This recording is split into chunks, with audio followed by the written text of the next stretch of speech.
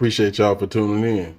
But before we get started, make sure you like and subscribe to my channel so you get a notification every time I go live or drop a video. I appreciate it. The Justice Department charging 4 current and former Louisville, Kentucky police officers involved in the deadly apartment raid that killed Breonna Taylor. Those officers are Joshua James, Kelly Goodlett, Kyle Meany, and Brett Hankinson, all charged with federal civil rights violations. And you may remember Hankinson was previously acquitted of charges that he endangered 3 of Taylor's neighbors by firing bullets into their home. Attorney General Merrick Garland says the officers sought a warrant for Taylor's apartment, knowing there was probably a lack of probable cause. Specifically, we allege that Ms. Taylor's Fourth Amendment rights were violated when defendants Joshua James, Kyle Meany, and Kelly Goodlett sought a warrant to search Ms. Taylor's home knowing that the officers lacked probable cause for the search. Breonna Taylor should be alive today. The Justice Department is committed to defending and protecting the civil rights of every person in this country. That was this department's founding purpose, and it remains our urgent mission.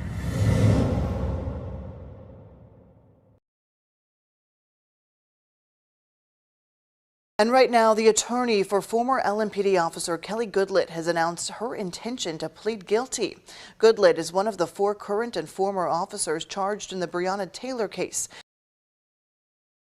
Shay, Goodlett has not accepted a plea deal yet, and we do not know exactly what she may be required to do. A law professor told me it's a good assumption that she will be required to testify against some of her former colleagues, and he says that would be a significant moment. We don't often see police officers testifying against one another. A significant development in the federal Breonna Taylor case today, as former LMPD officer Kelly Goodlett signaled that she will be pleading guilty. Goodlett is accused of working with former officer Joshua James to falsify the warrant that led officers to Taylor's apartment on March 13th of 2020, and also creating a cover story. As part of the plea deal, she may take the stand for the prosecution. It speaks volumes about how serious she believes these charges are and why it was important for her to, again, if this is what we're seeing unfold, to speak up. I think it makes the case stronger. It makes this community feel better about the Department of Justice's ability to actually see the case through. Goodlett is facing a max of 5 years in prison for conspiracy. Her co-defendants are facing life in prison for a federal civil rights violation. We want everyone to go to prison. We want everyone who violated the law in this case to go to prison. And if Kelly Goodlett is willing to help with that, then let her have her reduced sentence.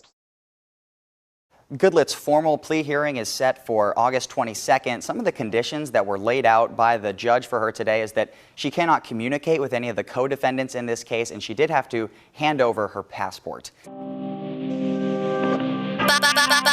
Body to be global.